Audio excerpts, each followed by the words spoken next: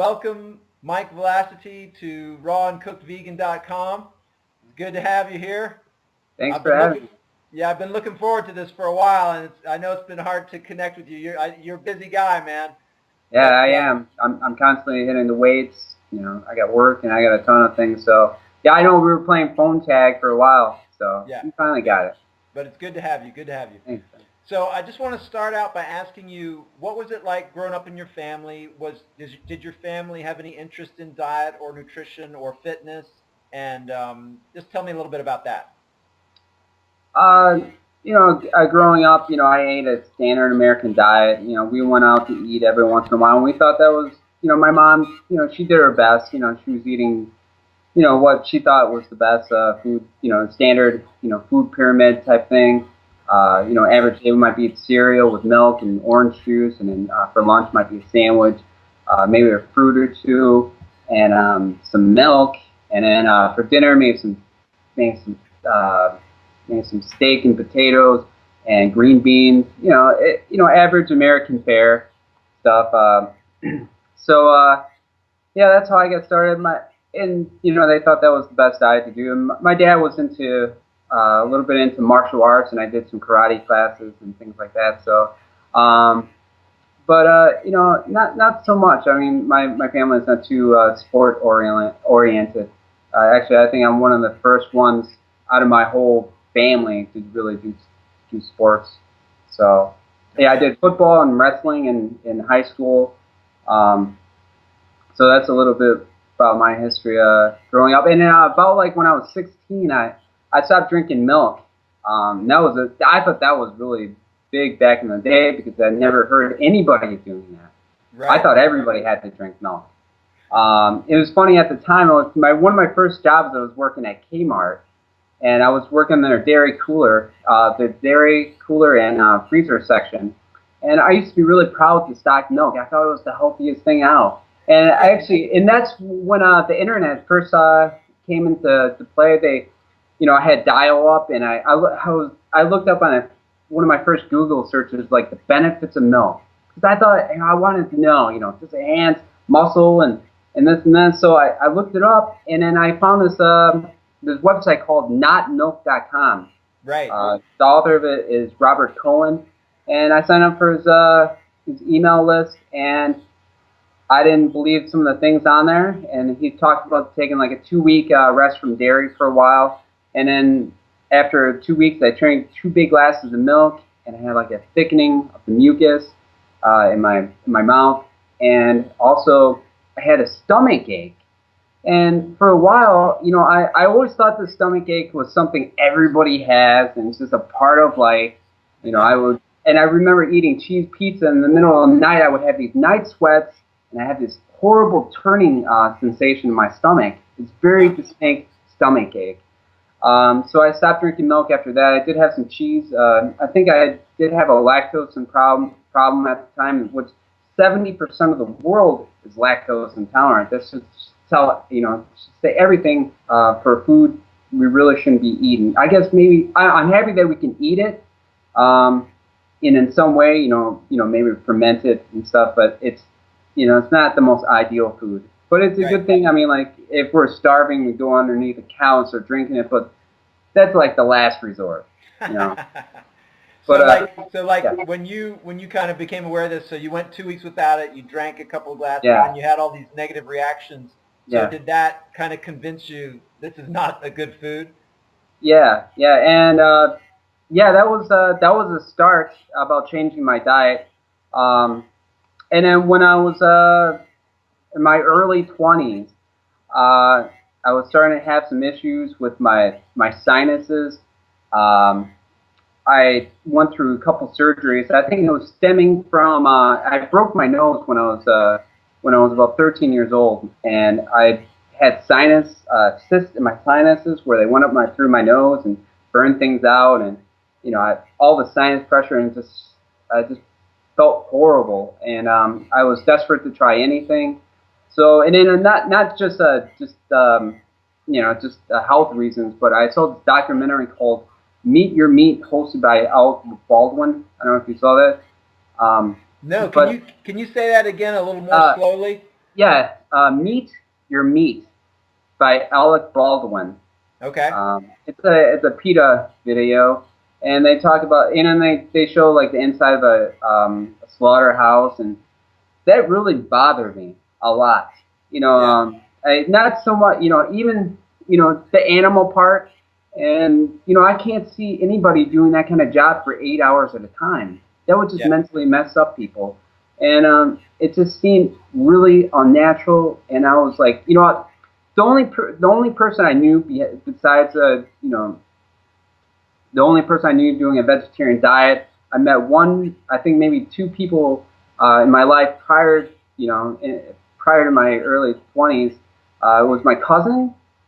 He was eating a vegetarian diet. He just still ate eggs and a little bit of dairy. And then there's this girl. She was really smart at school, and I was like, how can she not eat meat? I mean, how is she living? She Yeah. must not be that strong, but she was super smart in school, and I was always kind of curious what is going on. And You so know, I was like, yeah. And then I just like overnight I did like I think I was taking an ethics class too, and or philosophy class too in school. And I was like, I'm going to try it out for 30 days for a New Year's resolution, just a vegan diet. And I was eating so many beans, so many soybean nuts, and I even bought a soy milk machine off of Robert Cohen off of notmilk.com, and I wow. still got the machine. And I was making soy milk, and I was really into the beans and everything. I was really gassy, but I kept on going with it, and and I didn't know anybody else. I thought this whole vegan thing, I was so scared of it. I was so scared of it, and Well, let me the whole ask you. pro yeah, Let me ask you before you go on. yeah, In relation to the sinus issues, did you? yeah, What kind of change? Like, of course, with the beans, you had a lot of gas, but yeah, did yeah. you notice any benefits health wise? You know, uh, I just felt, I just kind of felt the same. I don't know. Okay. Uh, yeah, during that time with the skipping on the meat, I never really felt any different. I don't know. The milk thing, though, definitely I did feel different. I stopped getting stomach aches, but I don't remember so much of a big switch, not eating meat or eggs or dairy or anything like that. But did Uh, did your sinus issues Oh disappear? no, no, I still got problems with my sinuses even after all this time. Wow. It's not diet related. It's I believe I have just a deviated septum, and I went to the best people here in Chicago, fixed my nose, and it never healed properly. Uh, Man. and yeah, if you look well, inside my nose on this side, it's just really raw. And then like certain times of the year when it's really cold and really dry. I don't have any like mucus or anything like that, but it gets really dry. I think when I did the first surgery, they cut out things what they shouldn't have. Oh Um, man. so when I talk and stuff, it kind of hurts, and it's always, it's you know, it That's sucks. a I went that's to some of the best people, and they're like, "Yeah, you can sign up for another surgery." And I already went for like two or three of them, and they're like, "Yeah, sign up for another surgery. We're just gonna burn things in your nose again." I'm like, "We don't know if it's gonna work, but you can sign up again." I was like, "Are you kidding me? I mean, I'm gonna get knocked out. You're gonna put this, drugs in me to knock me out. You're gonna burn things in my nose." But yeah, I noticed the seasons. January and February, my sinuses get really dry and they hurt a lot. And wow. there's really nothing I can do about it. I even I wanted to relocate to Florida. Maybe I know Arizona. Yeah. I Yeah. thought that would help me out, and actually made it kind of worse. I was going to go to school out there, Oh and man. so yeah, I was really desperate, and that's how I got into the whole eating the fruit diet because at one time I was like, God, I try anything. I'm tired of these doctors. And by the way, you have to be your own doctor because I went to a couple doctors, and they're like, yeah, we're gonna go through we're gonna go through your gums and into your sinuses to drain stuff. And then the other doctor tells me something totally different. It's Yeah. Yeah. yeah, Yeah. it's crazy. They call it a practice, um, because that's what they're doing. They're practicing on you. I like that. I like Yeah. that. So it's not a it's not a definite science when they're evaluating you, and All right, it's but crazy. so before I get you too far ahead, though, Yeah. you went through this period where you were doing a lot of beans. You were. It was basically your first experience with vegetarianism, and this was Yeah. like in your 20s. In your Yeah. 20s. Early 20s. All right, and then did you did that period end and you went to raw, or did you go back to the sad, or Yeah. what? Another thing is during that time, I was doing like a starch-based diet, and another thing I was trying to get as much fiber in my diet as I can because I thought, oh, that's the way to go. So I was eating a lot of whole grain breads and the cereal called kashi. Yeah. Um, and it was, I would eat like 2, 3 bowls of it in the morning, and I thought I was doing the best thing for my health and my soy milk. And so I, after a while, one time I went to after eating this breakfast cereal every day, I went to the bathroom one time, and this is a couple years on a vegan diet. I go to the bathroom and I'm bleeding out of my butt. Man. And I thought, I'm like, what am I doing? I have cancer.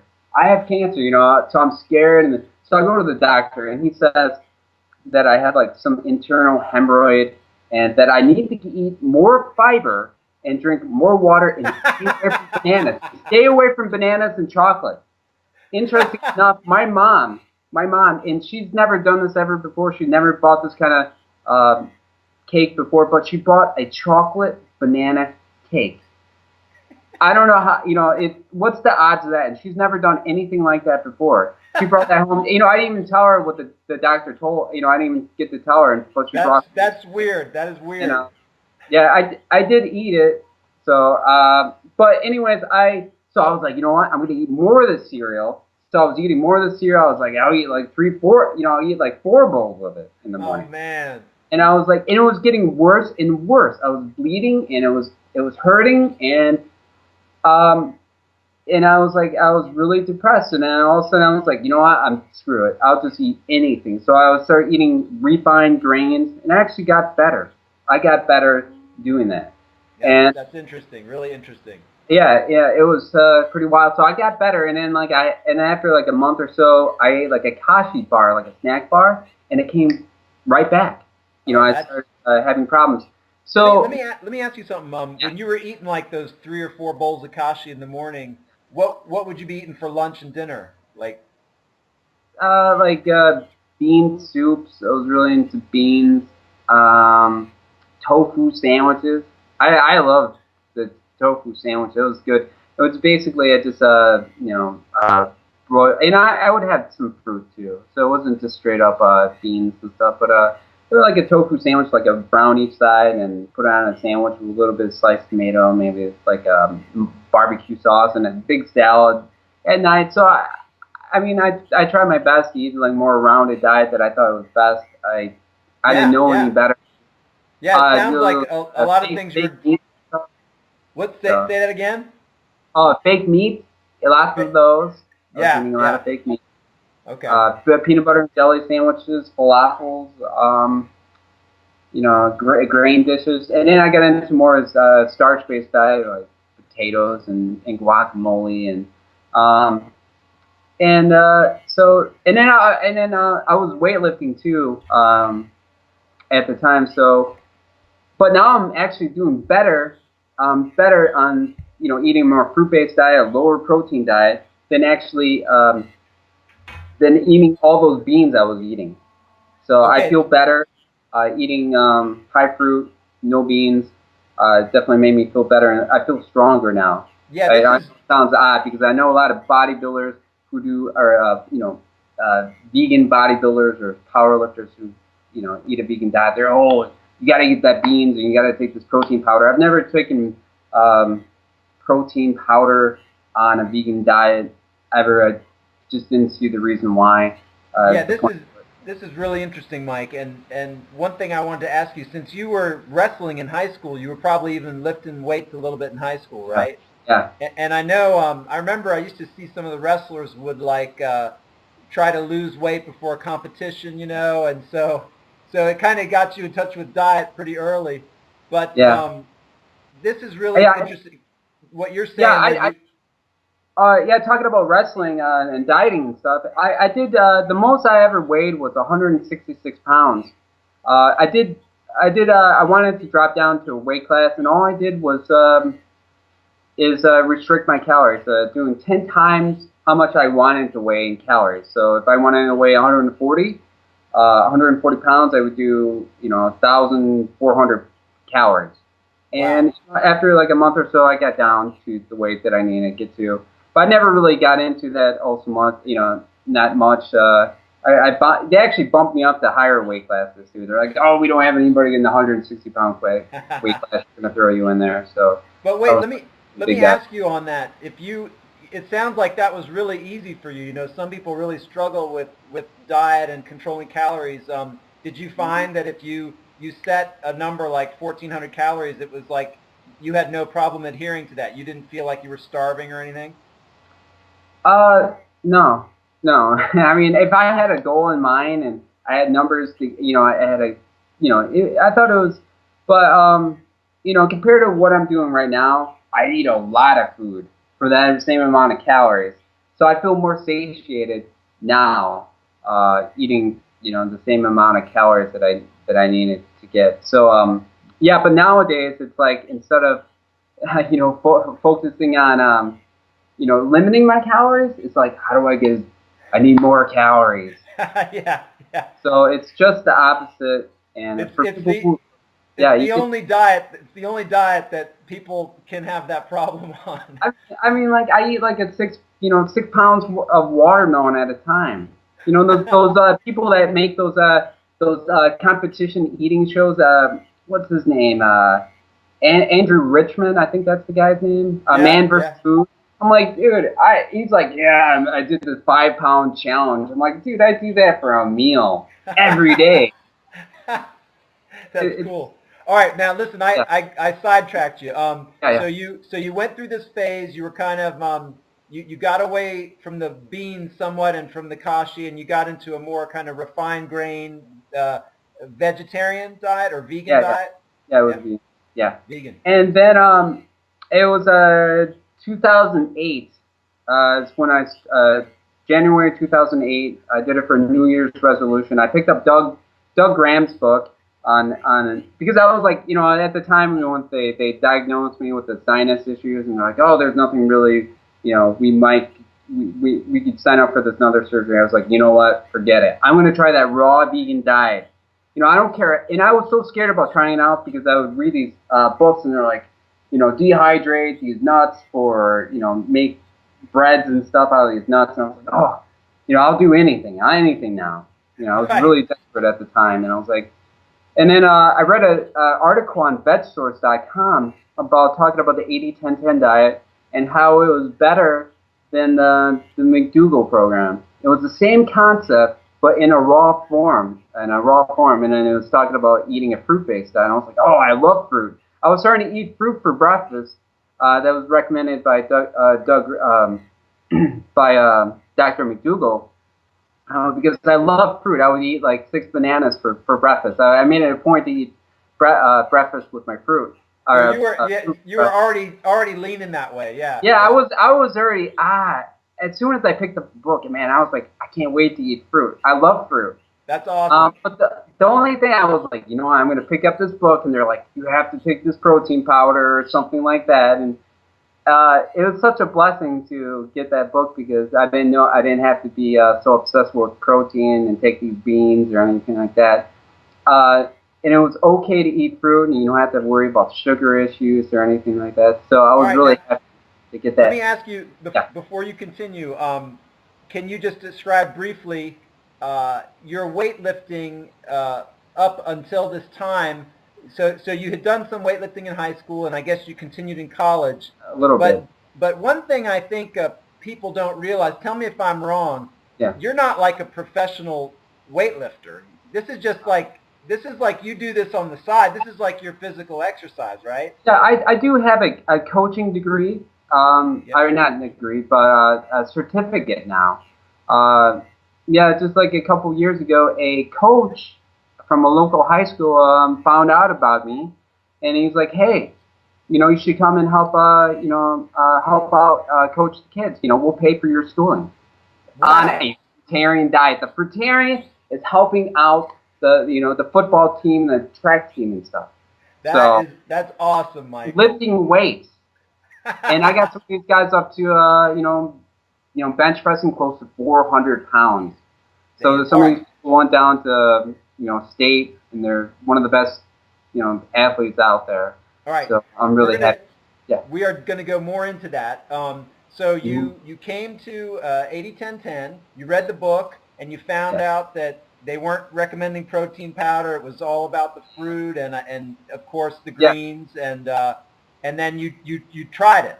Yeah, yeah. So I tried it for a New Year's resolution, just for 30 days to see how I like it. I read the book like in less than a week. I Yeah. was so excited about it. So I did it for 30 days just to see, to the T, I made every kind of recipe they had in the book. Um, That's awesome. and I stuck, and I stayed with it. I really love fruit. I mean, there's a whole bunch of reasons, but I really like fruit. That's one of the main reasons. Yeah. And yeah, I stood with it.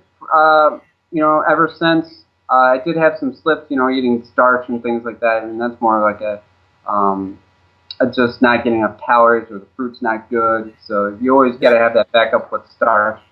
Yep. Um, and yeah, stuck with it ever since. I noticed. So yeah, and then like to prove it to myself and everybody else around me, that's when I started doing those like little fitness feats. The first thing I did was 100 push-ups. So I was like, I didn't have a gym membership or anything at the time. I was like, you know what? I've always wanted to get 100 push-ups, and I think I could only get like 50 at the time. Then I got to 100. Then I got to 150, and then I was doing sets of 100 all the way up to 500 in Oh a, in a, in a, man. in a session. And it was just going on and on. I was like, you know what? I need a more sustainable. And I would do some running and things like that. But I was like, you know what? I need something more substantial. And I was like, you know what? I've always wanted to bench double my body weight. I started looking around what other, some of these power lifters would do.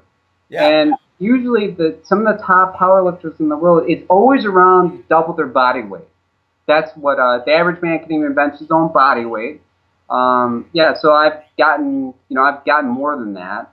Yeah. Um, and yeah, which only it's like 1% of the weightlifting world will be able to do that, and not everybody weightlifts out there. So I'm stronger per pound at least than 99.99999% of the world. It did Yeah. take me a few years, so This and is I learned a lot during this that is time. really huge because I don't think people realize this, exactly what you're doing, and it's like you're like one guy doing this, and Yeah. there's thousands of people, and some of the folks that I think are trying to judge your performance, they're taking it out of context. It's like you're not doing this professionally. You're not doing it full time.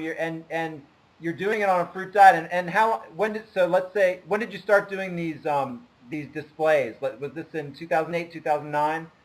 Yeah, about 2009, Yeah. when I started really taking it, really serious, and started researching, how do I get better with my bench press and things. I didn't do any deadlifts or squats. I did do some leg press and, just miscellaneous stuff. But it was just like, it's just me, just to make me feel comfortable doing this diet. I didn't really want to tell the world about it. I thought maybe there's other people already doing it. And then, just recently I started doing deadlifts, and if there's a chart online that says, oh, it's going to take this amount of time to get to here according to your weight, and it's going to take like, several years, and I got it in 1 year. 1 year. So, That's I'm incredible. Now, yeah, can you tell me a little bit about? I'm sure you've studied this, and I'm sure you've thought about it. But like applying form, like to what degree? How important is form? And there's some exercises where you kind of intentionally ease off on form because it gives you a little more in terms of working the muscle. Is that true? Yeah, I mean, you want to go. You know, every time you lift weights, you want to go to the point when you're almost failing. You know, when your form's gonna get sloppy. You know, if you're not getting to that point, it's you're not getting to where you need to be. And I think if you're I guess using your butt kind of goes off the bench a little bit every once in a while. I don't think that's a big deal. The main thing is that you're just consistent. But if you're going for a competition, you definitely want to make sure you're on key because they're very particular for the bench press. They make you hold at the bottom for a second, and then they're like lift, and you got to hold it still for a second and re-rack it. So all that. You got to practice to be flawless. Okay. But yeah, the form does matter. I mean, like, there's ways to make things a lot easier, but I actually sometimes when you use bad form, the lift actually gets harder. A lot of people think, oh, that's bad form. Well, show me, try to do a deadlift with bad form. You can't do it. That's interesting. Especially if you're doing heavy weight, right? Yeah. Yeah. Doesn't make it easy. And so you've been lifting like with intention, let's say, since 2009. Yeah. And have you had any injuries in that period? Have you? One time I mean, just like minor stuff. I was doing chin-ups and I had weight on myself and I was going crazy with it, and somehow I gave myself whiplash, something like this. I was like this, and I was stuck like this. Oh man! And it was for a week, and I had to I thought I permanently I damaged myself. I thought I had to go to the see a doctor or something. But eventually my head, I don't even know what that is. I did read in my coaching certificate there is some kind of medical name for that. But that I had some elbow issues. I did have with my shoulder. I kind of hurt my shoulder I was doing dumbbell bench press, like 80 pounds at the time on each side, and I wanted to go drop them, and there's a way to drop them so you don't hurt yourself, and I just kind of like pushed them down, I was bench pressing, and all of a sudden I dropped the weight like this, and it kind of just ripped my shoulder apart. Oh man! So the trick with that, it's kind of hard to explain on here, but if you're done lifting, say you're bench pressing, you put the weight this way, not this way. Because that can really, and it took me off for a couple months, and I tried lifting on it, and it was just getting worse and worse. So I did have the elbow issue. Doing squats, sometimes the bar kind of rolls down my back, and I catch it with my arms, and it started hurting my elbows. So it was like my bench press and my weighted chin ups started to be very painful, and I had to take a few months off with that. Okay. That's really, I'd like to, if you could say a little bit about that, like injury recovery.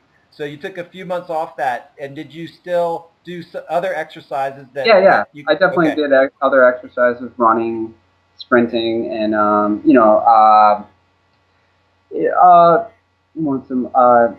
like leg exercises and things like that. I still, I try not to do so much pressure on my arm and my arms and my elbows and things like that. But I still try to do as much as I can.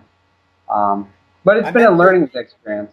So yeah, I meant to get this in earlier, but somewhere along the way you got this dietitian certification, right, or degree? Yeah. About 2010, I was like, well, I just started getting into, it's like I was going for a degree in radiology, and that didn't pan out so well. So I was like, I always wanted, I've been studying nutrition since I was like 16 after the whole milk thing. I thought that was like the coolest thing ever. Yeah. So I was like, you know what? I'm gonna go for a diet. I'm gonna be a dietitian. So I got into school, so I got an associate's of science degree because I didn't really know what to do with myself at the time. And then I got into Western Illinois, and I started learning. And by the way, I started doing 80-10-10 prior to going to school, Okay. and I'm like, wow, they could really challenge me on this lifestyle and stuff like this. So I was doing it at school, and I was really skeptical still on the diet. I was like, oh, I'm taking this thing way too extreme. I'm like, I remember the first time I did leg press on this diet. I was like, oh God, my bones are just gonna shatter. This is 500-pound leg press. I was scared. I didn't know anybody else, not even a vegan at the time. It was really scary. You are definitely you're doing it. I love it. I love what you're doing, Yeah. Mike. It's really cool. Really cool. Thank you. Yeah, it was extremely scary at the time, and the only person I knew online was this guy named Richard Blackman, and yeah, he was saying he was eating a fruit-based diet or a fruitarian diet, straight up just fruit, no grains or anything like that for 14 years. And he looked fantastic. He used to do these fitness feats, and that was one of the people that really inspired me to get into lifting weights and doing fitness feats. Is Richard Blackman. But then all of a sudden he disappeared and come back and he was like, I'm a liquidarian. I've just been drinking watermelon juice and orange juice. And then like a year after that, he was like, oh, I'm a breatharian. Oh, no. So, and like my hero was just shot. I was like, oh, I can't believe it. I would use him and be like, well, check out Richard Blackman. But now it's like, and you need to come up with these inspirational videos just talking about like, you got to get another rep, you got to be a raw warrior. And I was like, all pumped up. And I was like, yeah. But now I'm like, oh God, there's really nobody out there. And it's, well, there's some lifters out there. Well, I think you are inspiring a lot of folks to take up some more lifting. So it's really great, Mike. To me, I think it's one of the most important things that you could do on this diet, not only for yourself to make you feel reassured that you're doing things, but everybody else around you. Yeah. If we could break this whole, this whole protein notion, it's one of the most important things that we could do.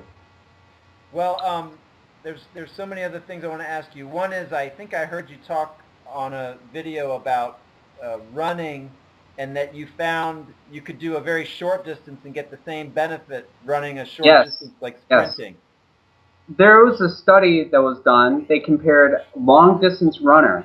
They ran 45 minutes, and they did this like 3 or 4 times a week. And then they had a sprinting group, which they did 4 30-second sprints all out, and then 4-minute rest in between. So it comes out to be like an 18-minute warm-up, 18-minute workout. But actually, when you take the rest out of it, it only comes out to be a 2-minute workout. Right. I mean, it's like you do you do 4 30-second sprints. That's 2 minutes of actual work. That's it. I mean, you're full. You'll be in. I mean, it definitely takes everything out of you. Yeah. And according to that study, they found that the people who did that, they lost 30% more fat. But here's the kicker, and this totally blew my mind, is that they gained 101% more endurance.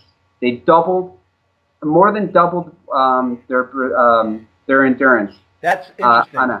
And that told me, I was like, well, what's the point of doing long distance? And so I started doing that.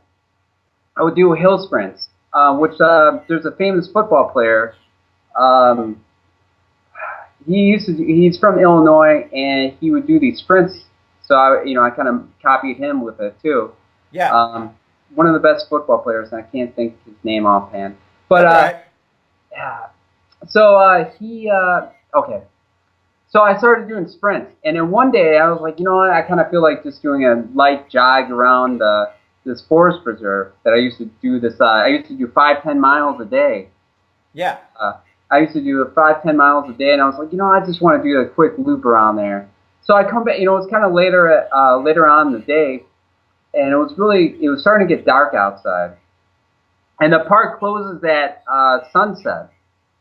And then they close the gates, and you can't park your car in there. So I had my car in there. Usually I just take my clicker there. So I get done running the loop. It was just a light one, and I didn't do any long distance prior for like a year or so prior to that, and I was just doing the hill sprints. And then when I got back to the car, I tried to click my car, and it would not open. The batteries in my clicker went dead. Those remote starters. Yeah, yeah. Went dead. So I was like, oh, what am I gonna do? So I was like, you know what? And I didn't have my phone with me, so I had to run all the way back to my parents' house that lived by. That was 8 miles away, and I did not train for that. So I actually ran 3 miles or 3.5 miles, and then I ran 8 miles. I jogged all the way back, and it did not faze me. I was in top shape, and I was able to run 13 miles like it was nothing. And that convinced me right there that it's the truth. I mean, I don't know if there's a lot of ultra marathoners that do just sprint work for their workouts. I did talk with some of the track people, and some of them, that's what they train. They do really heavy quick sprints. Yeah.